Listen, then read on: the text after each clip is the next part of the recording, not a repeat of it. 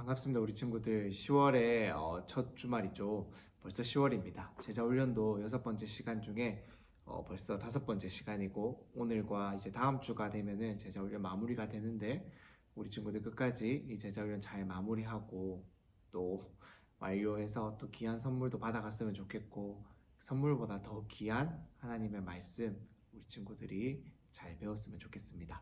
잠시 기도하고 시작하도록 하겠습니다. 기도하겠습니다. 하나님 감사합니다. 오늘도 우리 아이들과 함께 이 시간을 보낼 수 있도록 허락하여 주신 것 감사합니다. 이 제자 훈련을 통하여서 우리 아이들 하나님의 전신갑주를 착용하고 하나님의 군사로서 한 명 한 명이 세워져 갈 수 있도록 은혜를 더하여 주시옵소서. 오늘은 믿음의 방패와 구원의 투구에 대해서 배우게 될 터인데 하나님 정말로 우리 아이들 모든 것 위에 믿음의 방패를 들어 올려 맞게 하시고 가장 중요한 이 머리를 구원의 투구로 씌워주셔서 우리의 머리가 단단하고 안전하게 보호되어 있다는 사실을 믿으며 하나님 어떠한 사탄 마귀의 악한 꾀에도 넘어가지 않고 그 영적 싸움 가운데서 굳건히 서서 이겨낼 수 있도록 도와주시옵소서. 점점 더 악화해져가는 이 세상 가운데 하나님의 전신갑주를 입고 하나님의 말씀과 하나님이 우리에게 보여주시는 믿음의 가치관을 가지고 이 세상을 우리 아이들 건강하게 이 세상을 우리 아이들 하나님의 믿음으로 바꾸어 갈 수 있도록 그 가운데서 믿음으로 자라갈 수 있도록 은혜를 더하여 주시옵소서. 예수님의 이름으로 기도드립니다. 아멘.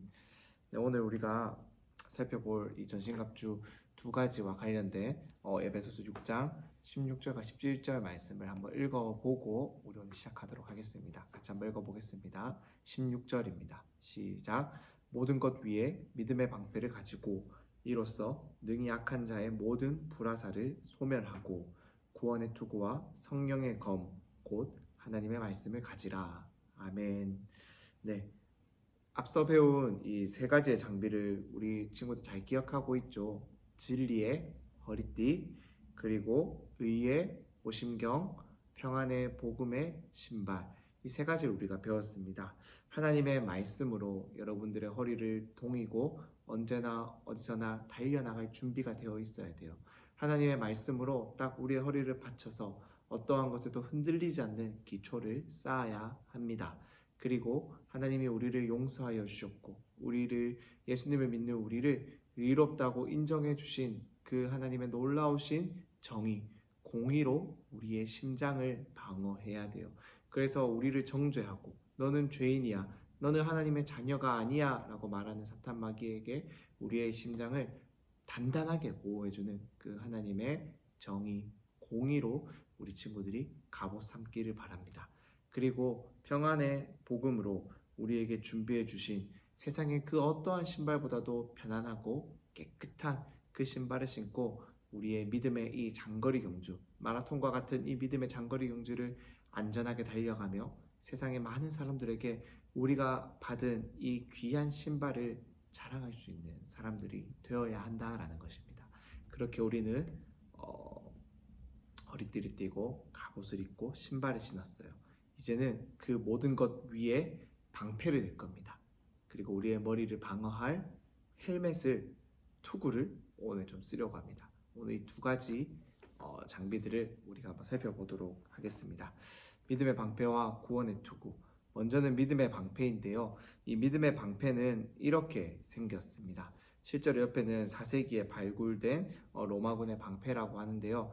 이렇게 생긴 이 방패는 성인 남성의 몸통을 다 가릴 수 있을 만큼의 큰 크기로 되어 있고 나무와 동물의 가죽이 합쳐져서 만들어진 그러한 방패다라고 할 수가 있습니다.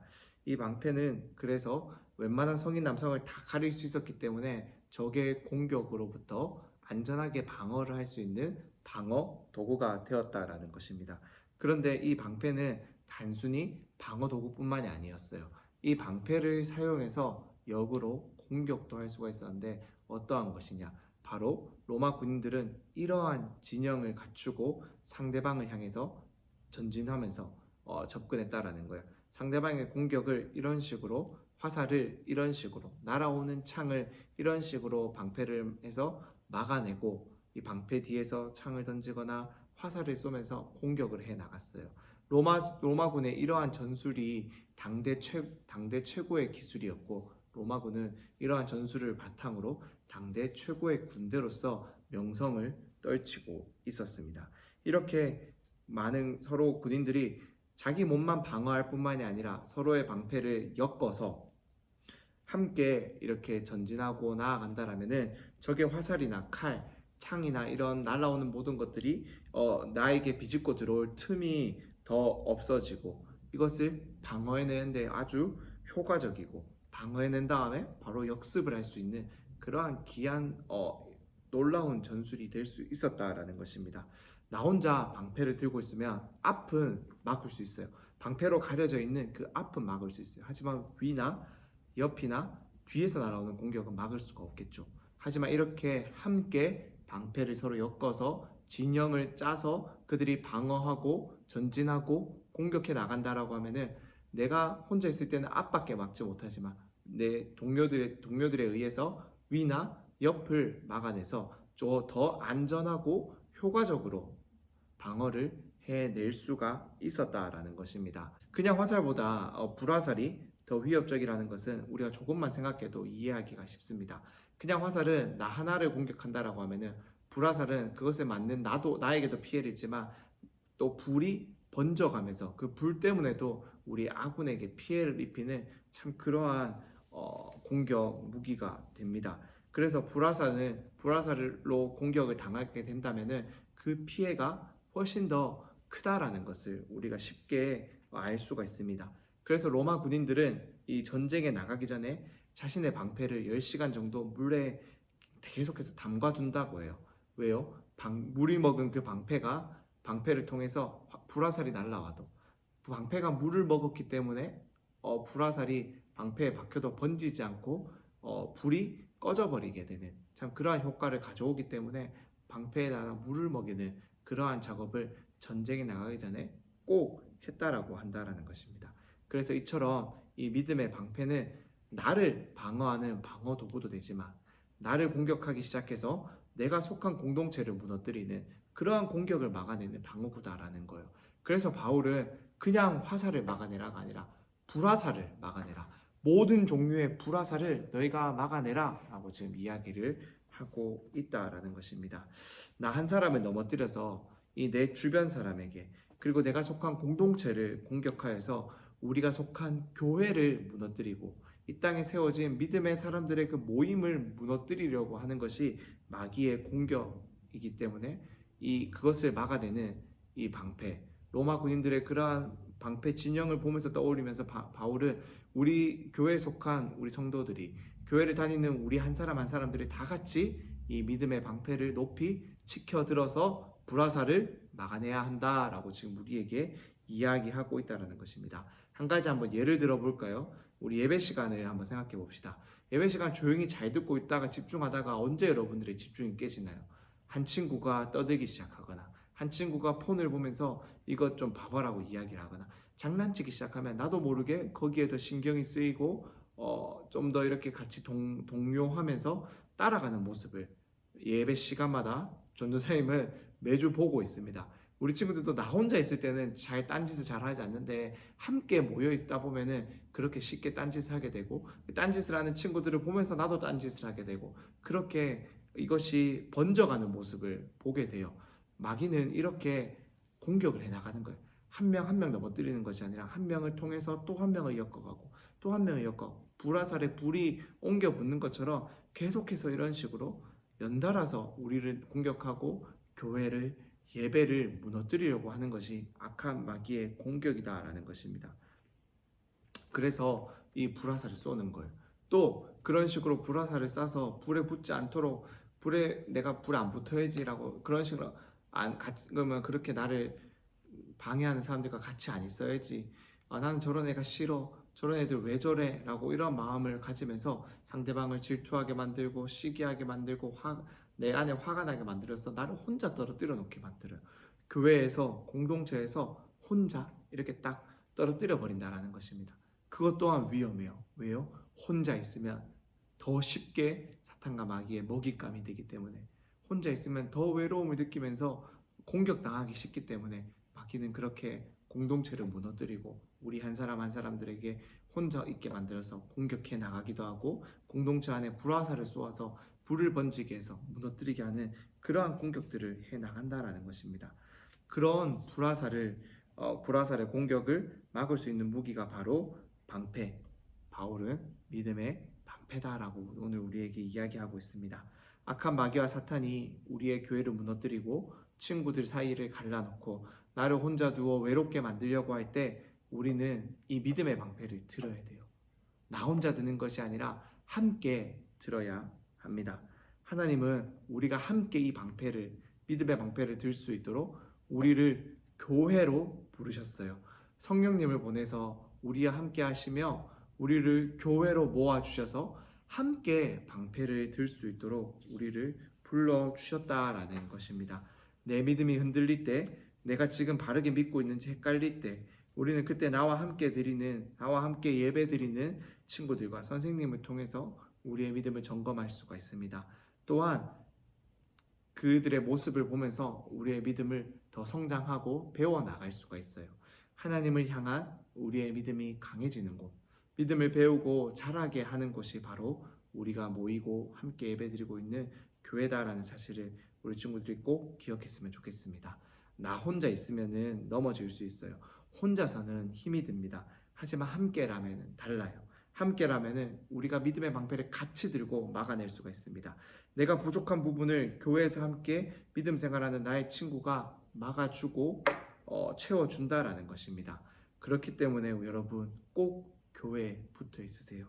함께 예배드리고 함께 이야기 나누고 함께 공과 공부를 하면서 함께 하나님을 향한 믿음을 배워 나갑시다. 꼭 교회에 붙어 있으세요. 그래서 함께 신앙생활하는 친구들을 많이 만들어 가세요. 그래야 여러분의 믿음이 흔들릴 때 여러분의 친구의 방패가, 교회의 방패가 여러분을 꼭 막아줄 수가 있습니다.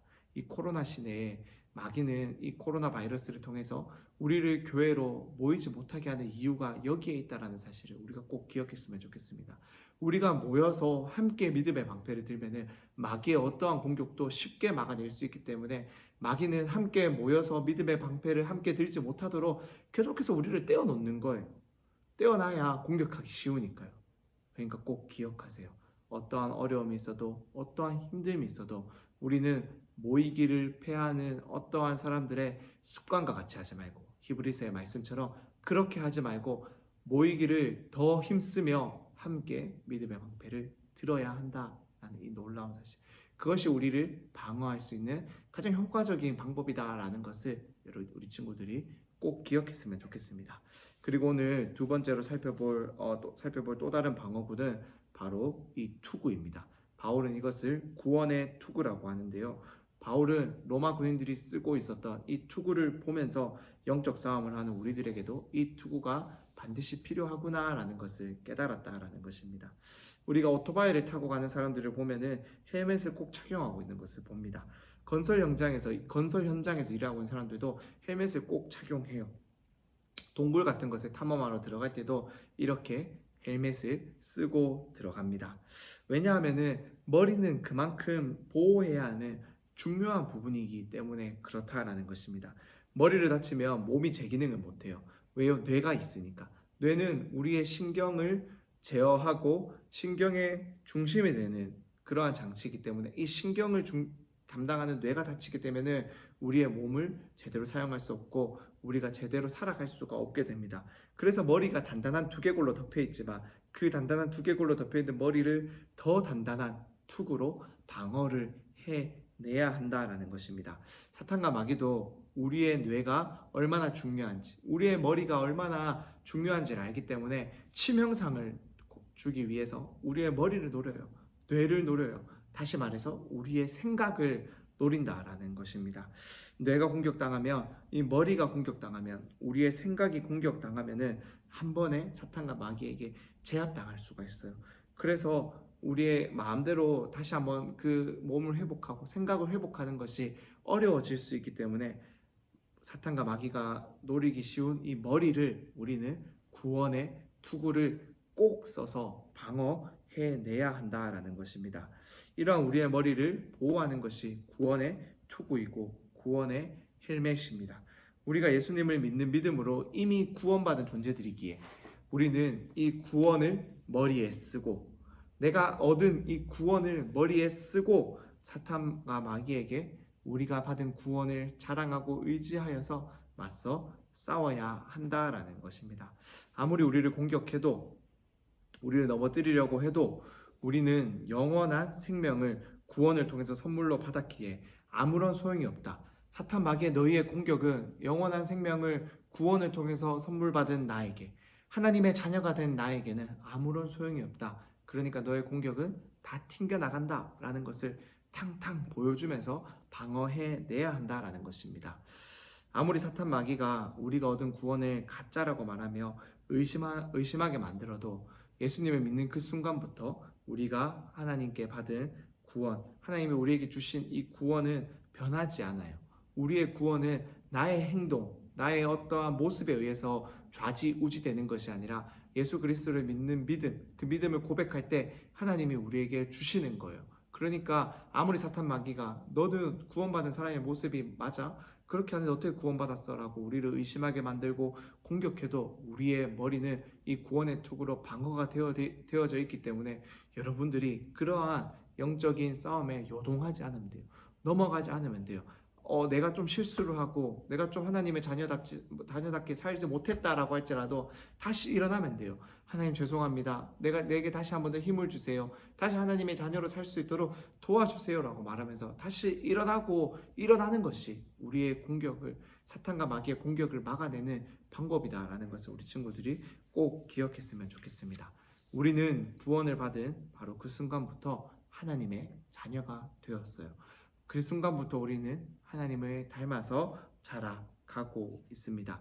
그렇기 때문에 우리에게 영원한 생명이 선물로 주어졌고 그 구원의 선물로 주어졌기 때문에 우리는 더 이상 죽음이 두려운 자들이 아니에요. 우리에게 있어서 죽음은 영원한 생명을 시작하는 시작점이다라는 것을 꼭 기억했으면 좋겠습니다. 사탄과 마귀는 너 죽으면 끝이야. 그렇게 열심히 살아봤자 죽으면 아무것도 없는데 지금 이 순간을 즐겨. 네 마음대로 살아. 네가 하고 싶은 건 하면서 살아 라고 우리에게 공격하지만 우리는 죽음이 끝이 아니라 영원한 생명을 선물로 얻어서 하나님의 나라에서 죽고 나서 다시 한 번 더 영원한 생명을 시작하는 자들이기 때문에 우리에게 있어서 이 땅 가운데서 하나님의 자녀로서 살아가는 것은 너무나도 당연하다라는 것을 우리 친구들이 꼭 기억했으면 좋겠습니다.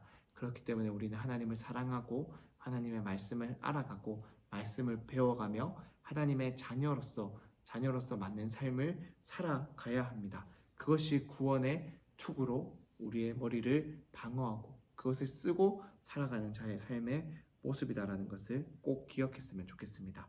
구원의 소망이 우리의 머리를 지킬 때 우리의 머리는 아무리 강력한 공격을 받아도 막아내는 강력한 구원의 투구가 되어진다라는 이 사실 꼭 우리 친구들 기억합시다.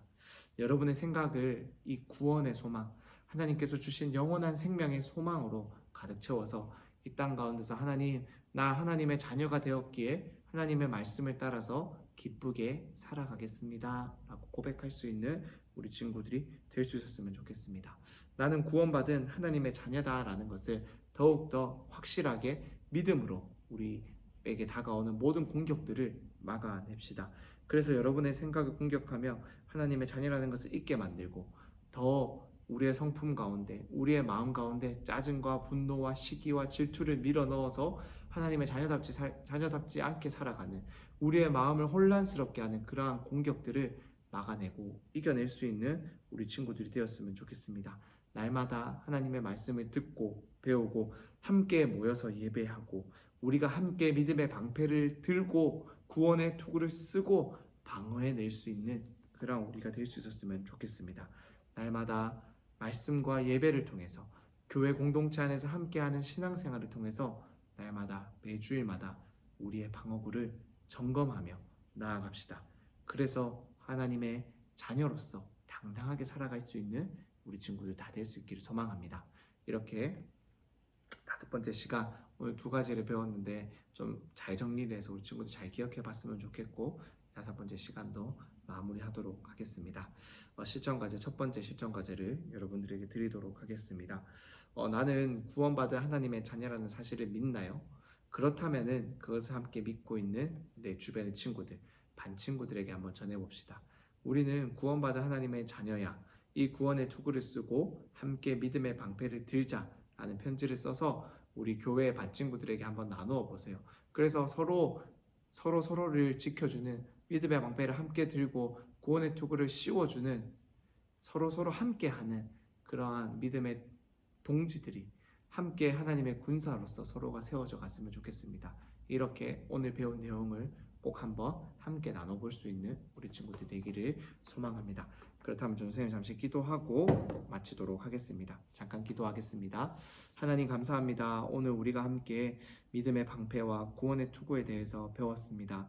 하나님 정말로 우리 아이들 함께 모여서 이 믿음의 방패를 꼭 들 수 있도록 도와주시옵소서. 이 코로나 시기에 참 우리를 떼어놓고 한 명 한 명 공격해 나아가려고 하는, 쓰러뜨리려 하는 사탄과 마귀 악한 공격을 막아내는 방법은 함께 모여 우리가 믿음의 방패를 들 때 가능하다라는 것을 기억하며 어렵고 힘든 이 상황 가운데서도 함께 모이는 것을 포기하지 않도록 도와주시고 함께 모여 교회 안에 모여 믿음의 방패를 함께 들 수 있도록 서로를 세워주고 서로 귀한 친구들이 될 수 있도록 도와주시옵소서. 또한 우리 아이들의 머리를 구원의 투구로 씌워 주시옵소서. 구원의 소망으로 우리 아이들의 머리를 방어하여 주시옵소서. 생각을 지켜 주시옵소서. 사탄 마귀가 아무리 우리를 공격해도 하나님의 자녀가 아니라고 우리에게 정죄하는 마음을 주어도 우리는 하나님의 자녀라는 사실이 변하지 않음을, 믿음으로 예수님을 믿음으로 믿는다고 고백할 때 우리의 신분은 결코 변하지 않는다라는 이 놀라운 진리를 깨닫게 하여 주시옵소서. 그래서 우리 아이들 정말로 하나님의 자녀로 구원의 투구 꼭 쓰고 자라갈 수 있도록 도와주시옵소서. 예수님의 이름으로 기도드립니다. 아멘.